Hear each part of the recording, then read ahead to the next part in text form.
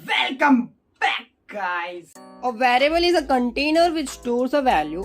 It's just like in our kitchen we have container for storing rice, dal and sugar.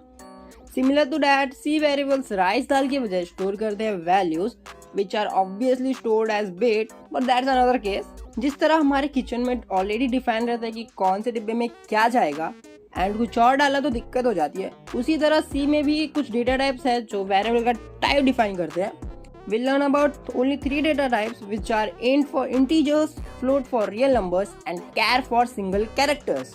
Let's make our first C variable and assign it a value. तो हम एक integer वाला variable बनाते हैं type int और अब हमें variable का नाम लिखना होगा. लेकिन there are some rules for naming variables in C. Rule simple है, so just एक दफा देख लेते हैं. पहला रूल है first character must be an alphabet और underscore.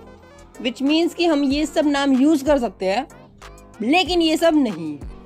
दूसरा रूल कहता है कि कॉमा और ब्लैंक्स आर नॉट अलाउड, यानी आपका वेरिएबल ऐसा नहीं दिखना चाहिए but you have an alternative. तीसरा रूल है कि नो स्पेशल सिंबल और character other than underscore allowed, यानी सिर्फ अंडरस्कोर यूज कर सकते हो आप लेकिन दूसरे सिंबल यूज नहीं कर सकते हो. Fourth rule is variable names are case sensitive, यानी सी के लिए ये और ये अलग है. And fifth rule which is optional says कि name must represent the purpose. So इस वेरिएबल का नाम रखते हैं number. Now will have to use equals to, जो कि है तो एक ऑपरेटर ही और उसका नाम है असाइनमेंट ऑपरेटर, या मोर प्रिसाइजली कहे तो सिंपल असाइनमेंट ऑपरेटर, लेकिन अभी के लिए सिर्फ इक्वल्स टू समझो. और इसका वैल्यू एक इंटीजर ही होना चाहिए since it's an int variable. तो लेट्स से 49.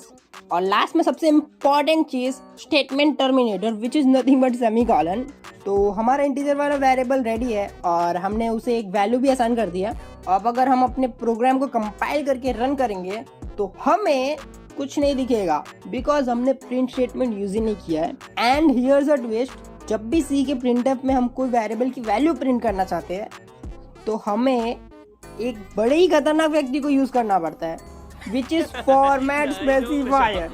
एंड तीनों डेटा टाइप्स के लिए 3 अलग अलग फॉर्मेट स्पेसिफायर है. इंट के लिए परसेंटेज आई, फ्लोट के लिए परसेंटेज एफ एंड कैर के लिए परसेंटेज सी.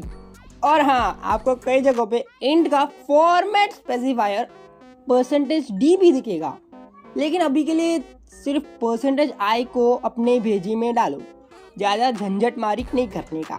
अब हम सिंपली प्रिंट स्टेटमेंट टाइप करते हैं and let's compile it and run. आप एक से ज़्यादा वेरिएबल भी यूज़ कर सकते हो. Let's create 2 more variables, obviously एक फ्लोट का और दूसरा कैर का. अब हम चाहे तो इसे 3 अलग अलग प्रिंटफ स्टेटमेंट में भी लिख सकते हैं, बट अभी हम सिर्फ एक ही प्रिंटफ स्टेटमेंट में प्रिंट करने की कोशिश करते हैं. Now use percentage f for pi क्योंकि pi is a float, percentage c for dollar क्योंकि dollar is a char. Simply comma they type number, now again comma and pi, again comma and dollar. Let's compile it and run. Remember one thing, यहाँ पे जो format specifier leftmost है तो यहाँ पे उसका respective variable भी left most ही होना चाहिए.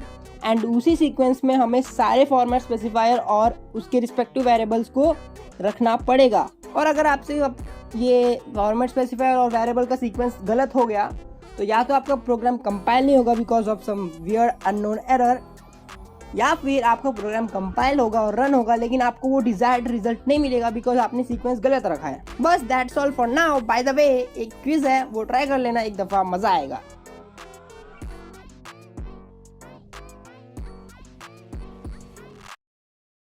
जी हाँ, तो द एंड हो चुका है.